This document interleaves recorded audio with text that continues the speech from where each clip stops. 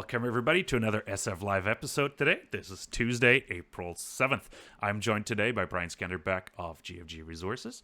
And as always, this is a Twitter live format. It's made for you guys out there, and we want you to be interactive with the CEOs and ask questions. So for this live session, please use hashtag AskGFG and make sure to subscribe to our YouTube channel, or if you're not a subscriber yet, a follower, follow us here on Twitter as well.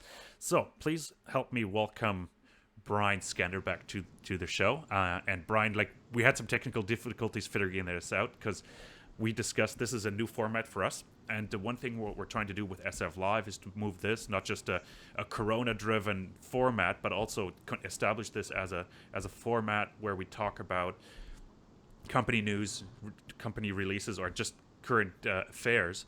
And we set up a second screen so you can share your screen because we want to talk about the drill results in more detail and not just have this a Corona discussion, right? So Brian, thanks for joining me.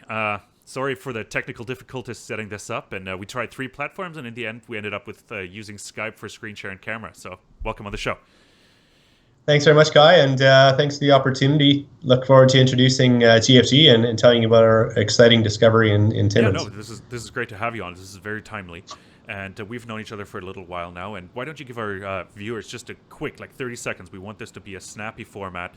Background on you. You're involved in other companies that we know really well as well.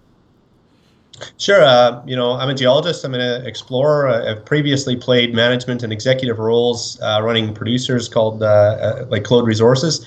And we founded GFG back about 3 years ago, and we founded it to be a district scale explorer. And so at heart, I'm an explorer. I'm the founding CEO of GFG Resources, also involved at a board level in a company called Wesdome Mining, Wesdome, which is doing very well these days, producer in Ontario and Quebec. So very active in the space, and have known Kai for about 10 years. And proud to bring GFG to you today. Oh, fantastic. And let's dive right into it. I don't want to waste too much time.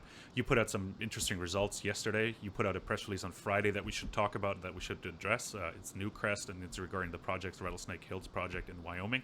So we're gonna start sharing the screen here. I'm gonna fade over. I'm out of the conversation. People can see your slide right now, and they can see yourself in the bottom right corner. So why don't you run us through what happened, and I'll jump in from time to time. Please, as I said, please keep it short, the results, and we're going to do some Q&A right after with the live feed from Twitter. Fabulous, Guy. Look, happy to introduce 2 assets to you. One at the Penn Gold Project in Timmins, Ontario, and the other one in Wyoming, and it's called Rattle Snakes Hill. And both of those had material news that we published. One of them on Friday and one of them on Monday. I'm going to talk to you in detail about both of them. In detail, when we look at GFG, we're about 110 million shares out. We'd be about market cap of 10 million before we announced our publication yesterday. We'd be about 20 million today. So we're a micro cap company focused on exploration here, and we announced a very relevant discovery in Timmins. Thinking about this asset and where we are, I show you a map, and ultimately this is the Timmins Gold Belt, and we control the Penn Gold Project and the Dory Gold Project west of Timmins main mining camp.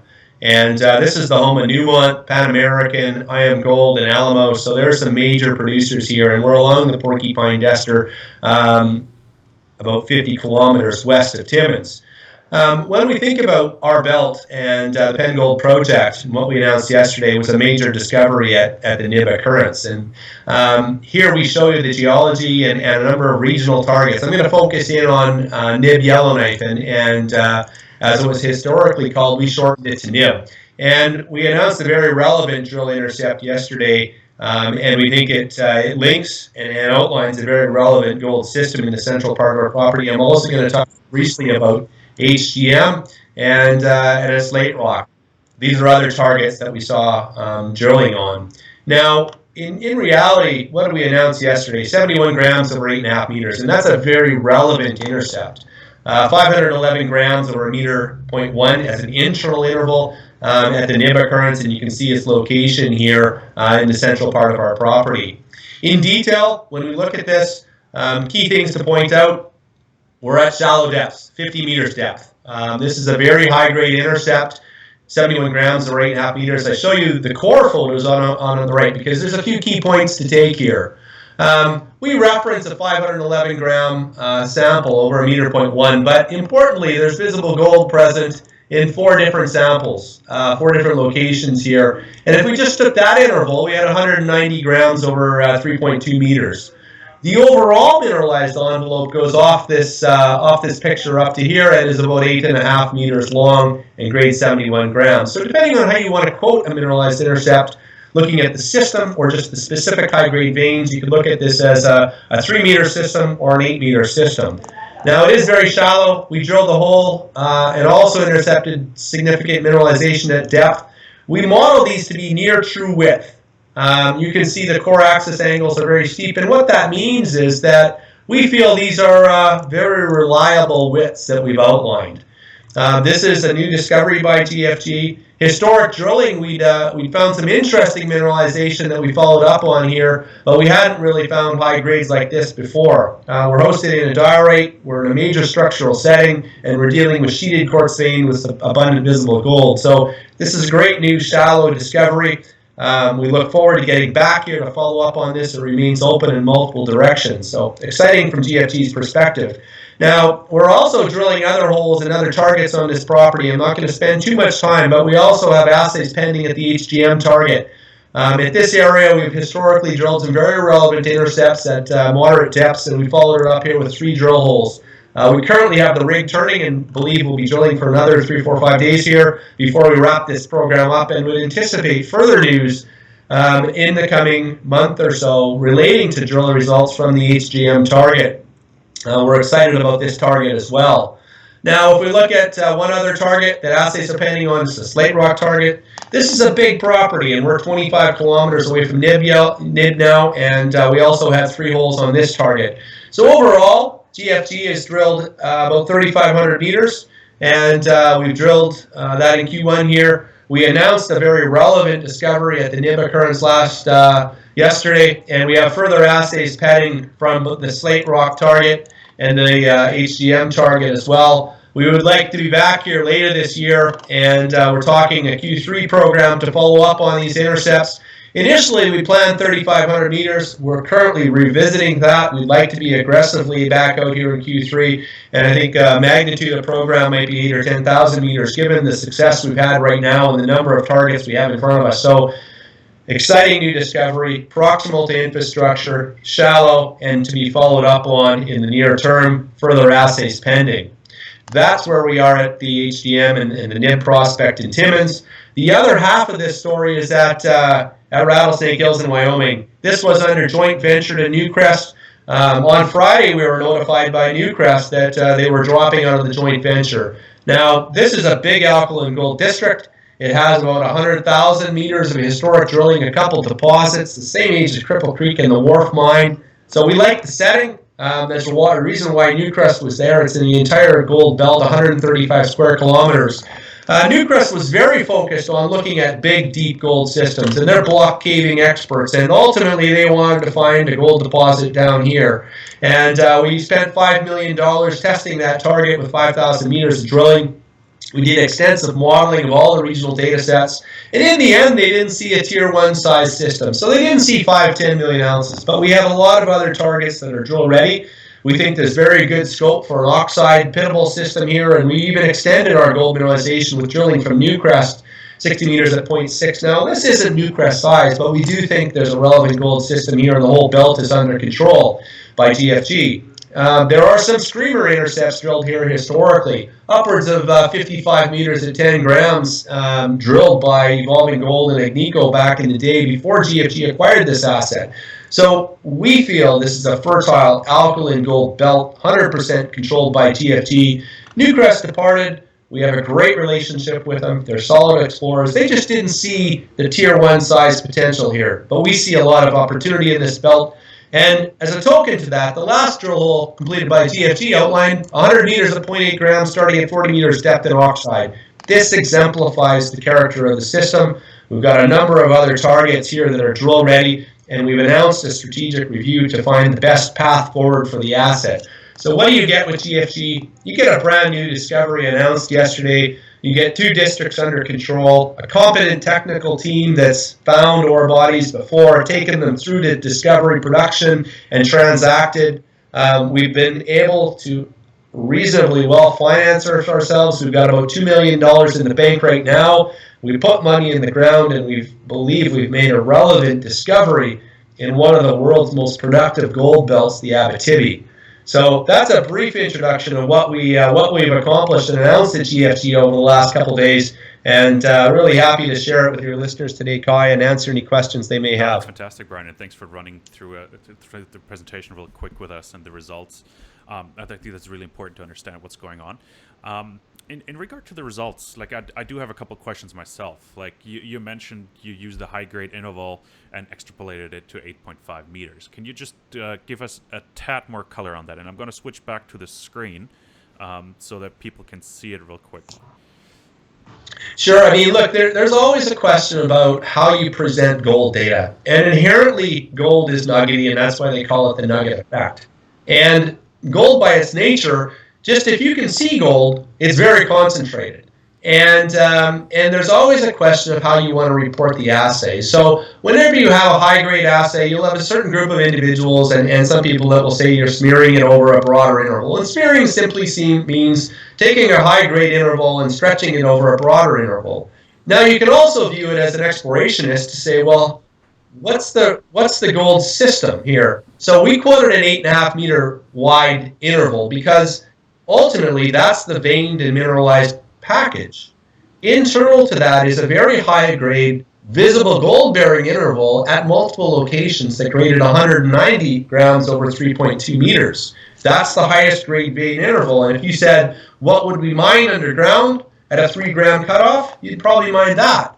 Now, internal to that, you have a 500-gram assay. And internal to the 500-gram assay, you'll have a 10,000-gram assay if you took it over 10 centimeters. Now, there's always that question. So for us, the important point was to be transparent about what the internal interval is, what the relevant mineralized and veined interval is, and what the entire system looks like. And I think we've been transparent about quoting all those. No, and that's fantastic. That's as it should be, like being transparent about it, because other companies come out with a very small, like even 10 centimeters of a kilo maybe, and then they use 10-meter widths or something and just completely screw up the whole model just to get a nice headline, right?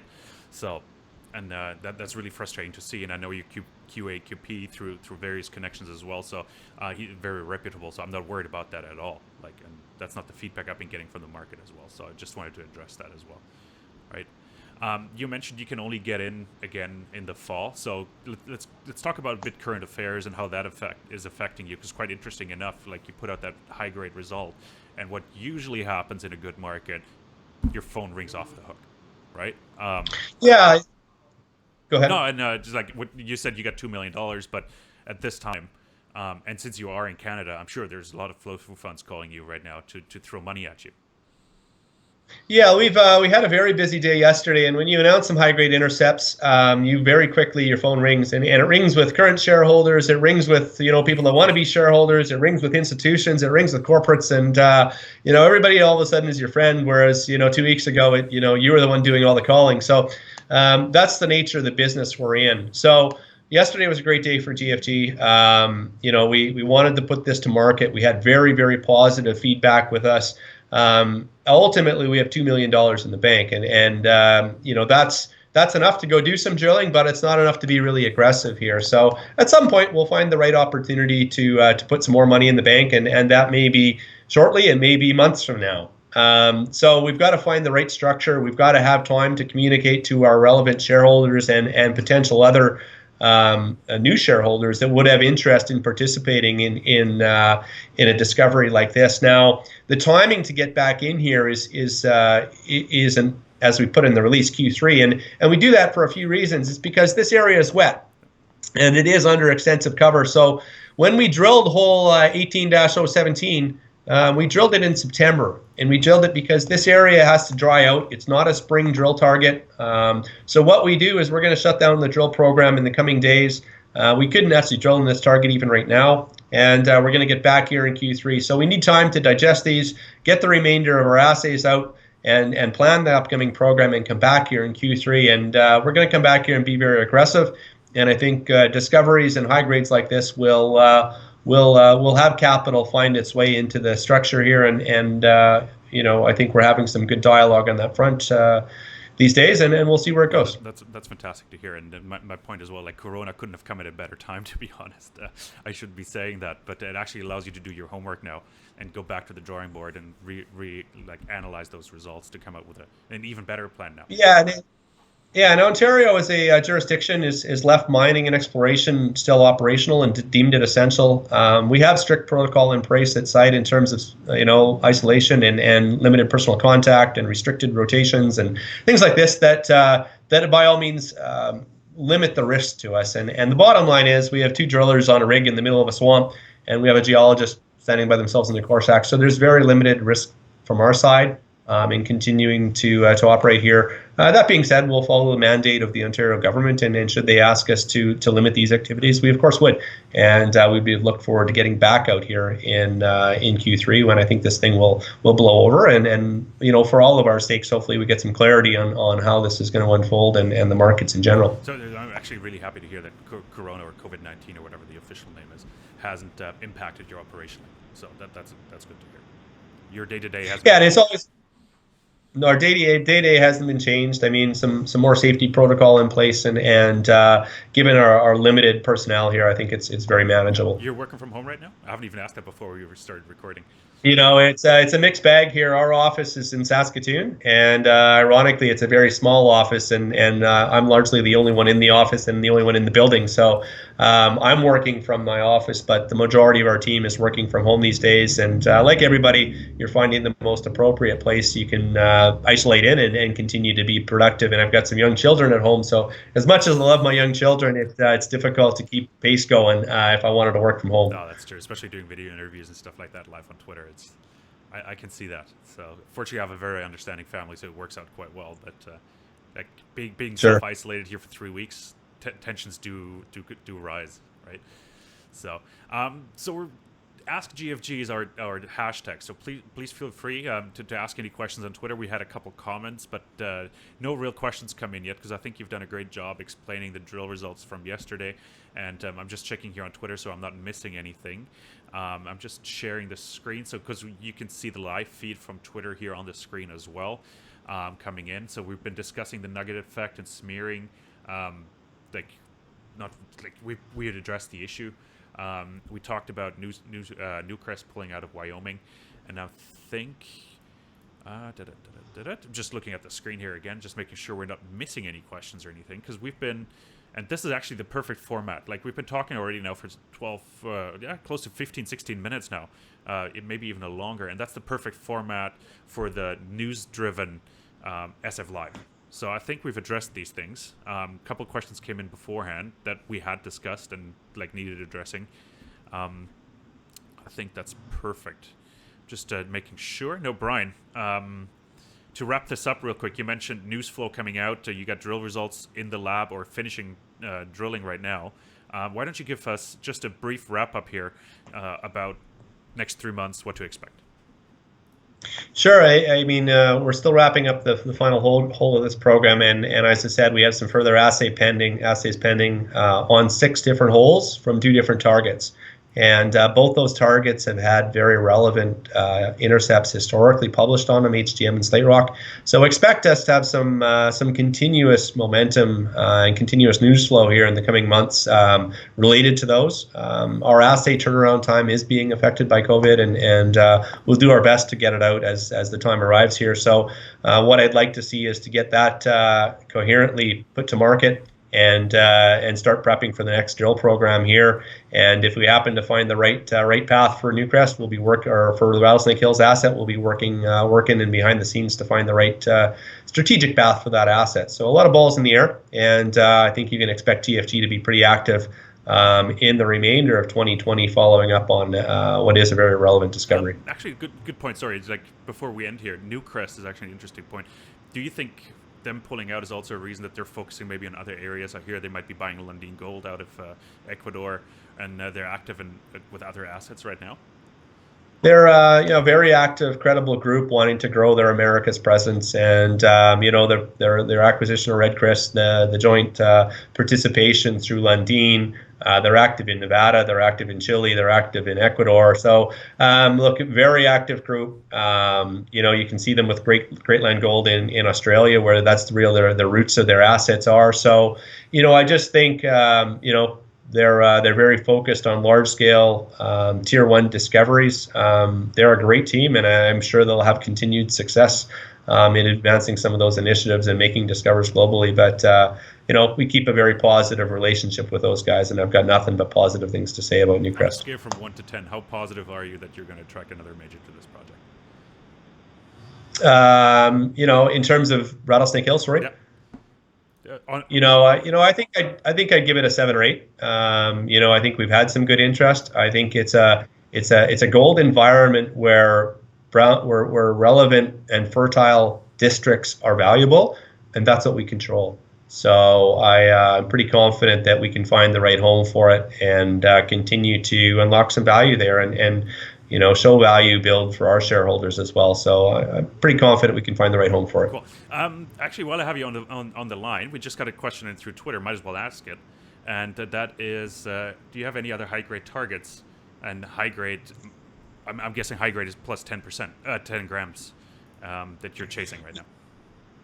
Yeah, I mean it's an interesting one. I mean the best example is the HGM target. So we like this area. We had an ounce over half a meter, and what that composited to in a broader interval was about 7.5 grams over 2.5 meters. In there, it was followed up further down the hole by about 26 grams over a meter in this interval, and so that had stacked high-grade vein systems, and we're drilling. Screen share so we can all see it. Okay, now it's on. So. Okay, so so I think the HGM is a valid area where we have high-grade targets. I'm very actually excited about some of our other regional targets that we would have. We don't talk too much because it's an early stage target, but the Jihan East area is very intriguing to me. The Crawford target, which sits along strike about a kilometer from HGM, has had some very relevant discoveries, 21 grams over 1.7 meters. Up even in Tremblay in this environment, we had some interesting mineralization. In the first hole we drilled in the target, we hit 7.5 grams over about 1.5 meters. So there's relevant other high-grade targets across this belt, and I am not of the opinion that NIB is the only one at all in this belt. It's 60 kilometers long, and we sit right next to a highly productive belt like Timmins. Fantastic. No, thanks for answering that. I figured I'd just ask you while I got you on the phone. I think that's it from our end. SF Live episode, I think this was episode 8. Thanks for tuning in. Brian is always available for questions. We're happy to be forwarding them to our subscribers or to the company as well. Make sure to subscribe to our YouTube channel. Make sure to follow us here on Twitter at Soar Financial. And Brian, thanks for your time today. Thanks very much, Kai. And if anybody has questions, feel free to reach out to our office or always by email or our website, gfgresources.com. Thank you very much, Kai.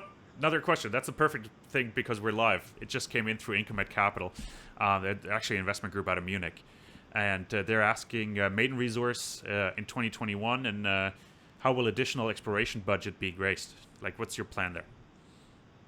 Yeah, look, I mean, this is too preliminary to talk about resource timing. I mean, the steps for me are always discovery, continuity, step out drilling, and then infill drilling. So we've got a lot of drilling before we're prepared to talk towards resource or anything like that. We're excited about discoveries, and we actually have to just get in there and start showing about what the sizes are and orientations and understanding the system more. So I think what you're going to see in 2020 from GFG is a relevant magnitude program plus or minus 10,000 meters going into this belt, and a focus on NIB and HGM and Jihan East target areas, plus or minus slate rock, and we think that that'll continue to be our main focus is going into 2021. So a little premature, I would say, to talk resource, but look, the system looks great, and we've got to keep stepping out and keep growing it and understanding the orientations and continuity to it. Fantastic. One very last question just came in on Twitter as well, so people are just warming up to the format. I'm loving it.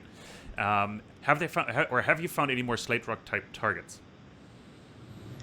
Yeah, slate rock's an interesting target because it's intrusion hosted. It is broad, relatively low grade in terms of what we found so far. And by intrusion hosted, and if Kai is screen sharing right now, This is all a large-scale alteration zone, and it all hosts gold, 0.1, 0.2, 0.3 over, 25, 50, 75 meters. So it is a large intrusion-hosted system that has a lot of scale, and that's why we put 3 holes into it.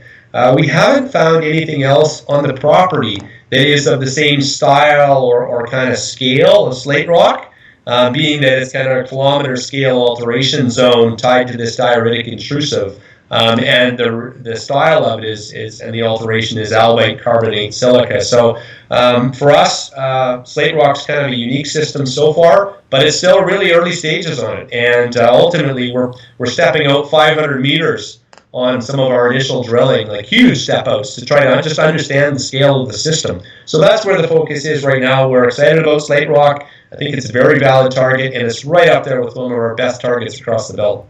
Fantastic. That was really the last question now. Perfect. We're not going to keep you much longer. Really appreciate that. Make sure you get back on the phones, raise that money, or take that money. Take that money. And appreciate it. Thanks. Always good catching up with you. And stay safe. Wash your hands. Thanks very much, Kai. Likewise.